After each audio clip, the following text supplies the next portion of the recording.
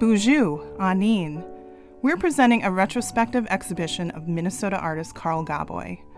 Carl is Boisfort Anishinaabe and Finnish, and his art reflects the traditions of both cultures and his roots in Minnesota. We recorded Carl discussing 6 of his paintings in the exhibition. One of those recordings follows this introduction. Well, from family stories and from the stories that I heard growing up, we're not talking about the myths here. We're just talking about what people did and how people harvested things and how they lived. A UMD graduate with a master's degree from the University of Montana, Carl taught American Indian Studies and watercolor for 18 years at UMD and the College of St. Scholastica. A lifelong learner and teacher, Carl has become an accomplished historian in northeastern Minnesota.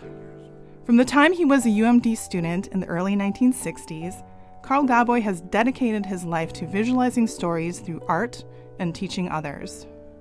His art is held by private collectors, educational institutions, tribal organizations, nonprofit and commercial entities, museums, the Superior Public Library, and Voyageurs National Park.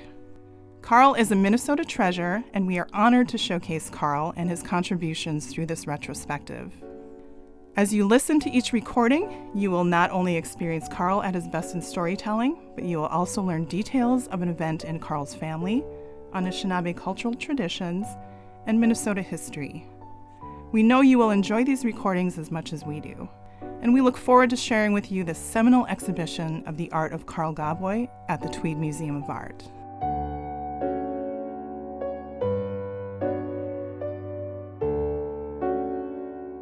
Two paintings of my mother, and the first one was called Helmi Skipping on a Stump. Now, in northern Minnesota, there were 2 periods of logging. One was big logging. Weyerhaeuser and other big companies that shaved off northern Minnesota of all its red and white pine.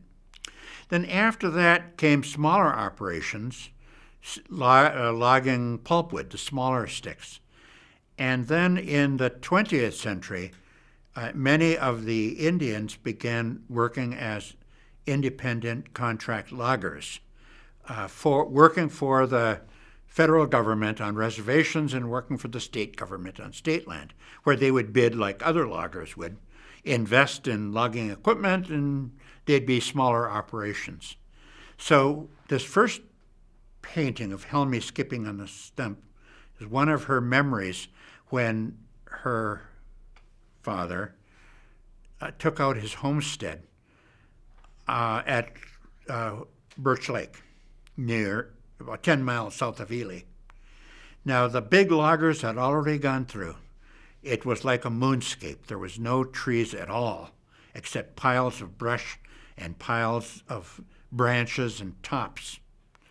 So my mother remembered that the stumps were about 4 feet across and that she could actually climb up on them and skip around in a circle.